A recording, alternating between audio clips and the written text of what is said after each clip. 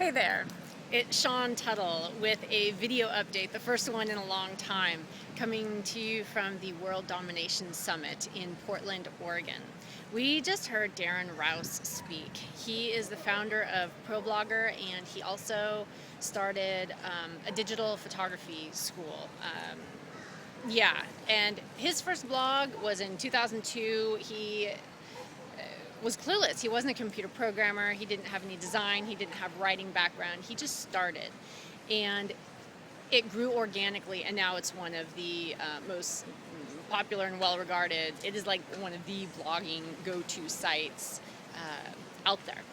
And he wasn't talking about specifics of blogging or the technical aspects of blogging. He was talking about dreams, because we are at the World Domination Summit, and wow. What you do here at WDS is dream.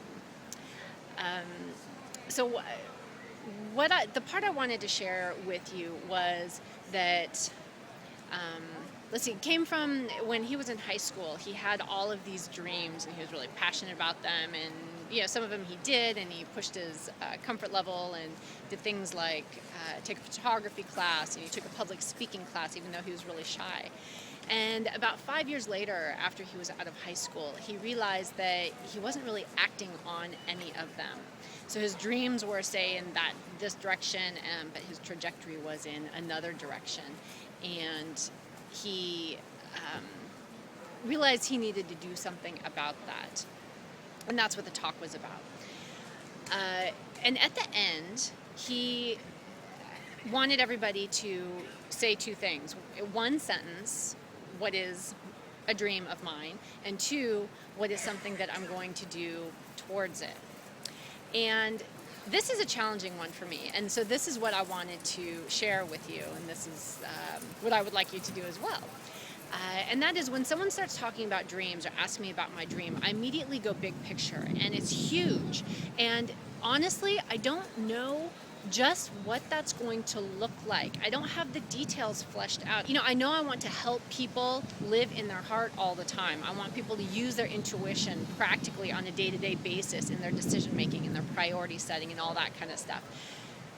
What does that look like specifically? I don't know. And what does that mean for my business? I don't know exactly. And so when I feel like someone's putting me on, I feel like I'm put on the spot when someone asks me what my big picture dream is.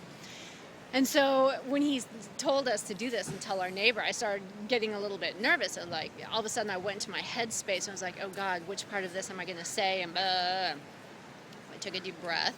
And when it was my turn, I just let come out something. And what that was I want to see I want to see stick figures in my programs, and in my head I was thinking also on my website. And that, one, I've talked about that before, and two, I've even done some of that before, but I want to see more of it, a lot more of it. And what I kind of self-reflected saw right then was that, sure, we have the big aspect of the dream, and for me that's a little bit more of an intuitive feeling that I can't necessarily articulate. Okay, really important. A lot of people don't know what it is they think they're moving towards, but there might be a feeling. So I know I'm on the right track. I've been on the right track for a long time with the Natural Professional and Project Simplify. But what I could wrap my head around right now around the dream was, I want to see my stick figures in my program that I'm developing the handouts for, and on the website. Now that's something, it's manageable. I can create steps around that. I can make action plans around that. I can set goals around that. And so the second part, what am I going to do about it? What I said to the woman next to me was, I'm going to set aside 30 minutes a day to do these drawings. Totally doable. I can do that.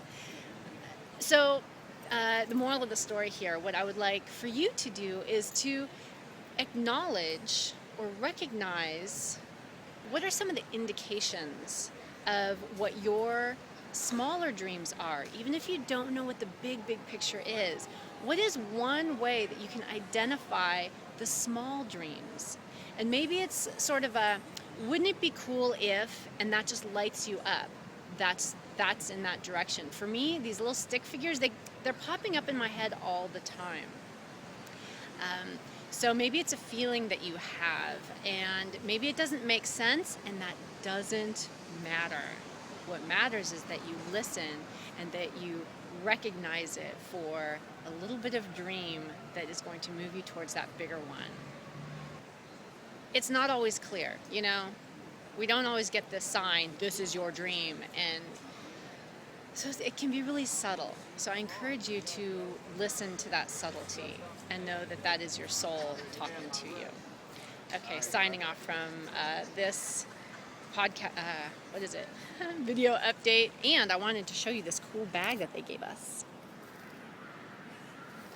Groovy, huh? Okay, until the next time. Take care.